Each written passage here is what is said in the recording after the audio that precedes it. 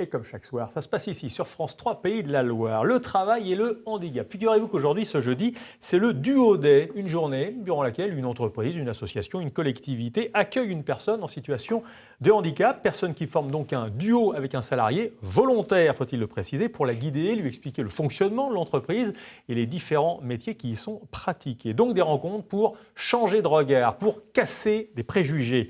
Le handicap et le travail, eh bien, ça va de pair. Regardez ce reportage tourné il y a un an du côté de Rennes. En apparence, rien ne distingue Sandrine des autres téléconseillers de ce centre d'appel. Seuls quelques aménagements sur son poste de travail trahissent son handicap. Depuis 4 ans, Sandrine est atteinte de fibromyalgie, une maladie provoquant douleurs articulaires et fatigue chronique. Son travail, c'est sa planche de salut. Moi, en tout cas, ça me permet de mieux vivre. Quand je suis au travail, je ne pense pas à mon handicap, ce qui est très important. Et j'ai une vie normale, quoi. C'est d'avoir une vie normale. Oui, il y a des moments où ça ne va pas trop, mais j'ai une vie normale. Psychologiquement, c'est hyper important. Très, très important de travailler. La peur d'être stigmatisé, la peur d'être jugé, la peur d'être limité aussi dans son évolution professionnelle, dans sa mobilité, dans sa carrière. Oui, ce sont des peurs qui sont légitimes. Hein. Et l'entreprise y trouve son compte. Selon la direction, l'inclusion de travailleurs handicapés a renforcé la performance et la cohésion des équipes. Voilà, l'entreprise et le handicap, le Duo Day aujourd'hui, 18 novembre, c'est la 4e édition. Bonsoir Laure Brettinière. Bonsoir. Vous êtes manager de Cap Emploi en Loire-Atlantique. Vous allez nous expliquer ce que vous faites pour intégrer des personnes handicapées sur le marché du travail. Bonsoir Arthur Vincent. Bonsoir Emmanuel. Vous êtes demandeur d'emploi et en situation de handicap. Alors vous avez 31 ans, vous êtes un grand jeune homme, un bon gaillard. Votre handicap, quel est-il ? Il est invisible. J'ai eu un accident il y a 5 ans. Et là, comme ça, on ne pourrait pas le voir. Si je ne vous l'avais pas dit, vous ne l'aurez pas su. Ben non. Et en fait, c'est un accident de scooter en Inde, un peu bête, avec la mousson. Ce qui fait que du coup, j'ai un problème au niveau du genou. Mais ça ne m'empêche pas de travailler. Bon. Alors, on va revenir sur les handicaps invisibles dans quelques instants. Ça vous donne donc un statut de travailleur handicapé. Je parlais du Duo Day à l'instant, parce qu'aujourd'hui, la personne en situation de handicap dans notre entreprise France 3 Pays de la Loire, c'était vous. Vous avez passé la journée avec nous. On va regarder quelques images. Qu'est-ce que vous avez appris en 2 mots sur notre entreprise ? Beaucoup de choses. Et je vais reprendre votre formule d'avant l'émission. C'est que c'est un peu comme une restauration ici. C'est la restauration. Beaucoup de temps en cuisine pour au final peu de temps en plateau. Ouais, on a passé beaucoup de temps à travailler, notamment sur ce rendez-vous qu'on honore maintenant. Aujourd'hui, vous êtes demandeur d'emploi. Qu'est-ce que vous voulez faire ?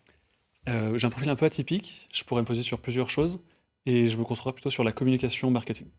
Donc c'est dans ce secteur-là que vous cherchez. Donc vous êtes allé voir Pôle emploi, vous êtes allé voir Cap emploi. Et alors, ça a donné quoi ? Des rendez-vous, des phases finales de rendez-vous avec des employeurs, et je suis toujours là. Donc ça veut dire que vous estimez que vous êtes mal accompagné ou vous êtes trop précis, vous êtes trop spécialisé ? Non, c'est qu'il y a peu d'offres qui correspondent à mon profil, et en fait au final il y a quand même d'autres profils que le mien, donc c'est forcément des fois qui ne passent pas. Mais qu'est-ce qui cloche ? C'est vos compétences ou c'est votre handicap ? Je dirais plus les compétences que le handicap. Le handicap, c'est pas vraiment un facteur de discrimination, en tout cas dans ce genre de poste d'emploi. Pour les postes que vous recherchez. C'est ça. Bon.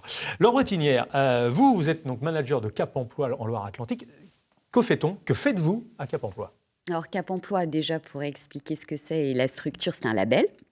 C'est un label qui est porté par une association et moi je manage des salariés qui s'occupent d'accompagner, qui s'occupent de placer et qui s'occupent de maintenir des personnes en situation de handicap. Ça, c'est les 3 credos de votre entreprise. C'est ça, bon. Exactement. Exactement. Alors, il y a aussi l'AGFIP qui s'occupe du handicap. L'AGFIP, c'est l'association chargée de gérer les fonds pour l'insertion professionnelle des personnes handicapées. Il y a aussi la maison départementale des personnes handicapées.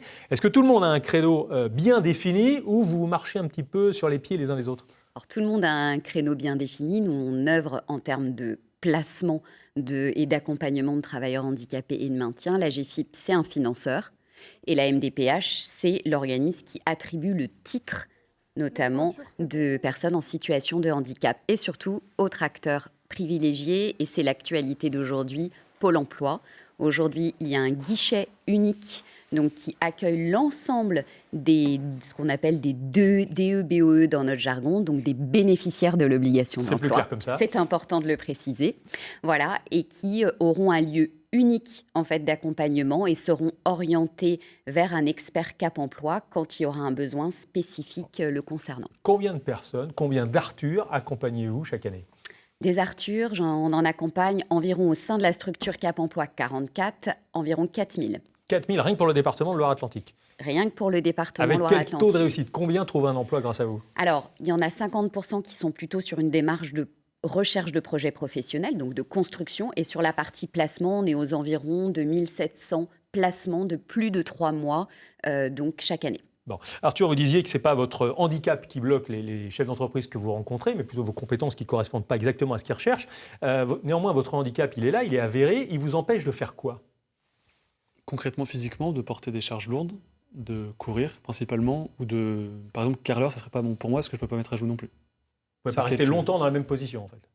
Ah si. Assis, si. Oui. Mais debout, vous pliez les jambes, ça, c'est beaucoup plus difficile. Effectivement, choses comme ça, c'est compliqué. Bon.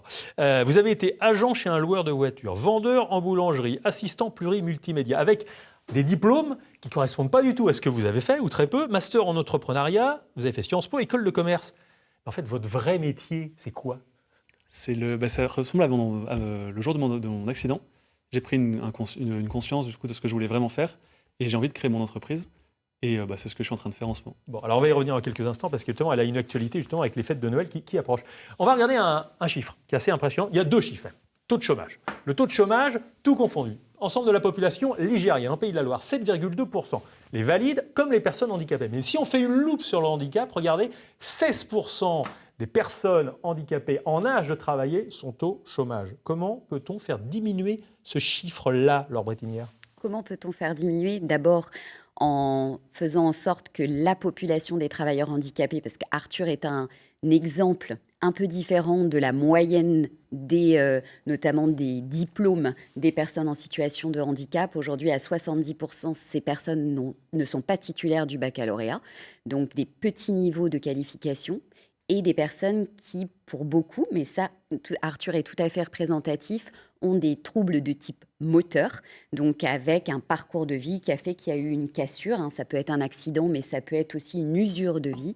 Et des personnes qui ne sont plus en mesure de faire d'exercer des postes manuels. Donc ça explique le chiffre. Entre un petit diplôme et puis, effectivement, ce niveau de diplôme qui est bas, et puis la question, effectivement, du handicap moteur, ça explique, puisque les offres d'opportunités... Comment le faire baisser ? L'explication, c'est bien, mais comment le faire baisser ? Comment en formant ces personnes en situation de handicap, qui sont beaucoup en reconversion professionnelle, et en faisant en sorte qu'elles puissent avoir un travail adapté à leur situation donc, de handicap et bien sûr en lien avec ce que recherchent les entreprises aujourd'hui, puisqu'on a des activités, des secteurs pénuriques. Donc notre métier, c'est aussi de les orienter vers ces secteurs d'activité de façon à faire en sorte que ce chiffre se réduise. Alors, autre chiffre, regardez, 80 quoi ? 80% des handicaps sont invisibles. Vous êtes dedans, Arthur.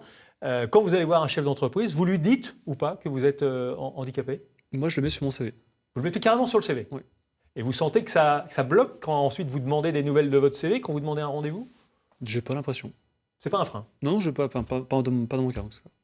Ces fameux handicaps invisibles, donc il y a le problème au genou que rencontre Arthur, quels sont-ils autrement ? Alors, ils peuvent être différents, ils peuvent être liés à des maladies invalidantes. Par exemple, des choses, en fait, c'est tout ce qui ne se voit pas, tout ce qu'on ne détecte pas à l'œil et dont on a besoin de parler.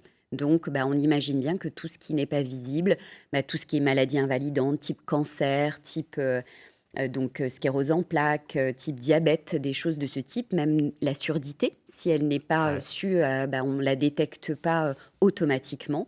Donc voilà, il y a tous les handicaps de type moteur qui sont liés notamment à des troubles musculo-squelettiques ou à des problèmes de type lombaire. Tout ça freine les employeurs, ça leur fait peur. Mais ça leur fait peur pourquoi ? Parce qu'ils ont peur que la productivité de l'entreprise baisse, ou ça leur fait peur parce qu'eux ne sauraient pas comment agir si, par exemple, un salarié fait une crise d'épilepsie ? Alors, il y a les deux. Ils ont peur de cette productivité. Pourquoi ? Parce qu'on pense handicap, on pense maladie, on pense absence de stabilisation en fait, de la partie médicale, donc on se dit absentéisme. Et puis, c'est aussi de se dire, mais qu'est-ce qu'il peut avoir ? Comment j'appréhende ? Et effectivement, une crise d'épilepsie, comment j'appréhende un handicap psychologique ?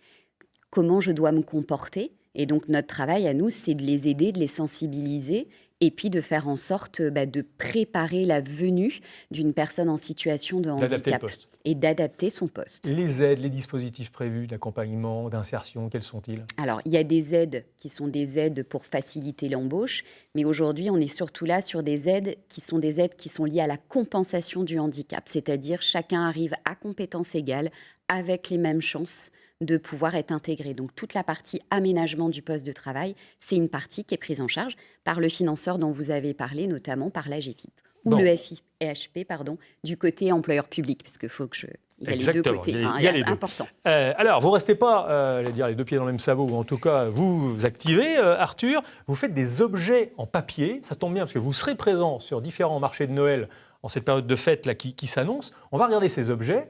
C'est pas de l'origami. Qu'est-ce que vous faites exactement? Alors non, c'est pas de l'origami, et c'est plus du pliage papier, ça s'appelle du design papier. Donc ça, c'est tout en papier, ça. C'est 100% en papier. La maison aussi, Ouais, tout ce qui va suivre aussi. Les rollers, c'est du papier. tout à fait. Bon. Et donc vous allez sortir un livre très prochainement qui explique un petit peu comment faire si on veut se prendre pour Arthur Vincent et faire des objets en papier. Ça, c'est une piste d'emploi pour vous?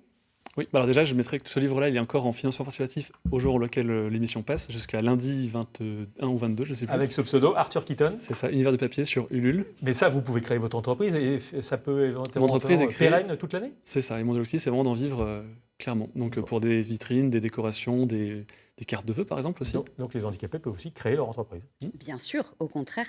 Bon, merci beaucoup à tous les deux d'être venus nous parler de l'emploi et du handicap. Arthur Vincent, demandeur d'emploi en situation de handicap, mais qui ne manque pas d'idées pour éventuellement créer son entreprise. On vous souhaite que ça fonctionne. Laure Brétinière, manager de Cap Emploi en Loire-Atlantique, merci beaucoup et continuez donc d'œuvrer pour que l'emploi accueille tout le monde, toutes celles et ceux qui ont des compétences handicapées ou non. Tout de suite, France 3 mène pour les uns. Ensuite, on donne la parole à un châtelain, ça c'est pour les autres. Météo pour tout le monde.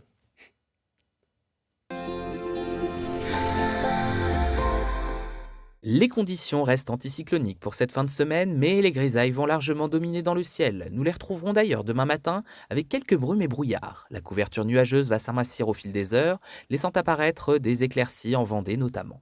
Les minimales seront comprises entre 1 et 4 degrés, avec 1 degré à La Roche-sur-Yon, 2 à Angers, 3 au Mans et 4 pour Mayenne. Le soleil finira par s'imposer dans le ciel demain après-midi. Un temps sympathique dans l'ensemble, mais quelques cumulus persisteront tout de même en Sarthe et en Mayenne. Les maximales resteront dans la moyenne pour un mois de novembre, avec 11 degrés à Saint-Nazaire, Châteaubriand et Cholet, 12 degrés pour le reste de la région.